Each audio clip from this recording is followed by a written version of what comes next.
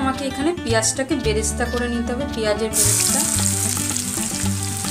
পেঁয়াজটাকে এরকম করে তেলটা যখন খুব গরম হয়ে যাবে সেই টাইমে দিয়ে এবার এটাকে গ্যাসের ফ্লেমটা জোরে দিয়ে একটু কড়া যখন একটু ব্রাউন কালার হয়ে যাবে তাহলেই পেঁয়াজের বেরেস্তা রেডি হয়ে যাবে।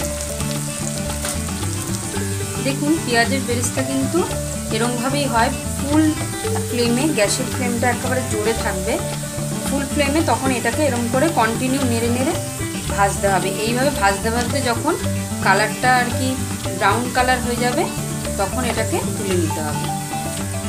দেখুন বেরেস্তা কিন্তু রেডি। এর থেকে কিন্তু বেশি ভাজা যাবে না, তাহলে কিন্তু এটা পিটকুটে ভাব চলে আসবে। এবার এটাকে আমি তুলে নেব। দেখুন এখানে পেঁয়াজের বেরেস্তাটাকে ঠিক এইভাবে একটু আমি ভেঙে নেবো ভালো করে। এটা ভেঙে নিলাম। আমার এখানে চিকেনটা ধোয়া আছে। এবার আমি এর মধ্যে দিয়ে দেবো 100 গ্রাম টক দই। টক দইয়ের মধ্যে যে বেরেস্তাটাকে আমি গুঁড়ো করে নিলাম সেটা দিয়ে দিলাম। এর মধ্যে দিয়ে দেবো এবারে লঙ্কার গুঁড়ো আছে 2 চামচ, ধনে গুঁড়ো 1 চামচ, জিরে গুঁড়ো 1 চামচ, হলুদ গুঁড়ো পরিমাণ মতো দিয়ে দিলাম। দিয়ে দেবো আদা আর রসুন বাটা। আদা রসুন বাটাটা দিয়ে দিলাম। এবার এটাকে ভালো করে মেখে নেব। এইভাবে কিন্তু মাখানোটাকে, আমার ম্যারিনেশন করাটাকে মোটামুটি 1 ঘন্টা এটাকে রেখে দিতে হবে।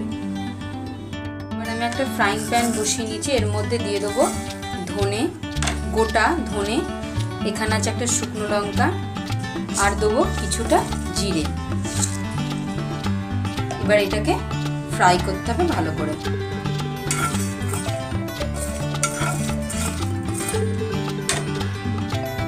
দেখুন এটা আমি ভালো করে কিন্তু এরকমভাবে চেপে চেপে লঙ্কাটাকে ভেজে নিতে হবে। সবটাই আমার ভাজা হয়ে গেছে।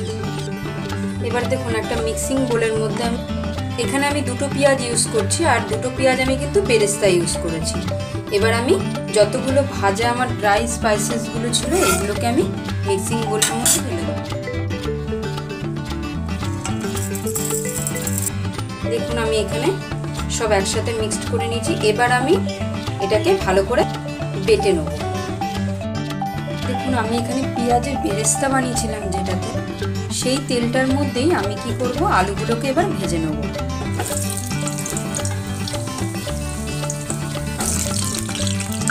দেখুন আমি এখানে আলুগুলোকে সব দিয়ে দিয়েছি। এবার এটাকে আমি লাল করে ভেজে তুলে নেব।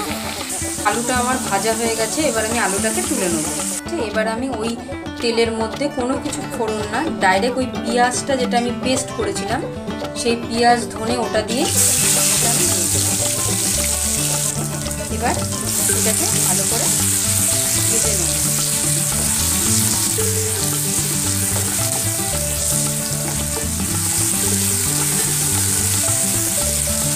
এটাকে কিন্তু কিছুক্ষণ, গ্যাসের ফ্লেমটা এখন মিডিয়ামে দেওয়া, কিছুক্ষণ এটাকে কিন্তু আগে ভালো করে ফ্রাই করে নিতে হবে। আমার এটা কিন্তু খুব ভালো করে ভাজা হয়ে গেছে। প্রায় আমি 7-8 মিনিট ধরে এটাকে ভাজলাম। এবার আমি যে ম্যারিনেট করা চিকেনটা এর মধ্যে দিয়ে দেবো। চিকেনটাকে এবার এর সাথে পুরো ভালো করে কষিয়ে নিতে হবে। ভালো করে মিক্স করে নিচ্ছি। এবার এটাকে আমি কষাবো। এবার আমি এর মধ্যে দিয়ে দেবো নুন।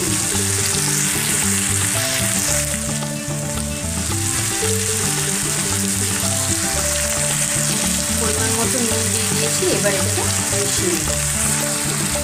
দেখুন এটা কিন্তু আমার কষাচ্ছি। এর মধ্যে এবার আমি যেই বাটিটাতে আমি ম্যারিনেট করে রেখেছিলাম সেই বাটি ধোয়া জলটা আমি এর মধ্যে দিয়ে দেবো। সামান্য কিন্তু বাটি ধোয়া জলটা দিয়ে দিলাম, যাতে মশলাটা কষাতে গিয়ে পুড়ে না যায়।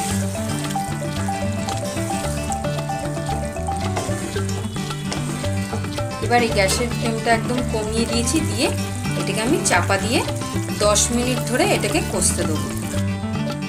এখানে আমি চাপা দিয়ে দিয়েছি। এবার এটাকে 10 মিনিট হতে দেবো। একদম গ্যাসের ফ্লেমটা কিন্তু কমানো।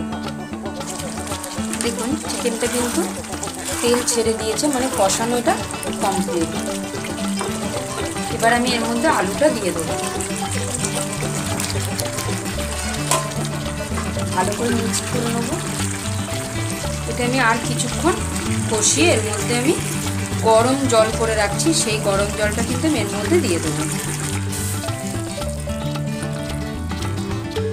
জলটা পরিমাণ মতো দেবেন, যে যেরকম ঝোল খেতে চান। দেখুন এখানে কিন্তু আমার জলটা দেওয়া হয়ে গেছে। এবার আমি চাপা দিয়ে দেবো। এটাকে আমি চাপা দিয়ে দিয়েছি। এবার আমি এটাকে 10 থেকে 15 মিনিট সেদ্ধ করব।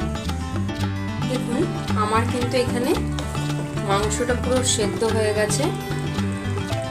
এবারে মাংসটা যখন সেদ্ধ হয়ে গেছে, এবার আমি এর মধ্যে দিয়ে দেবো গরম মশলা। গরম মশলাটা দেওয়ার পরে এবার এটাকে ভালো করে নাড়িয়ে আমি ঢাকনাটাকে চাপা দিয়ে, গ্যাসের ফ্লেমটা কিন্তু জোরে থাকবে, ঝোলটাকে একটু শুকিয়ে নেবো আর যাতে গরম মশলাটা ভালো করে ঢুকে যায় তার জন্য এটাকে চাপা দিয়ে দিয়েছি। দেখুন এবার আমার হায়দ্রাবাদি চিকেন কারি রেসিপি কিন্তু রেডি।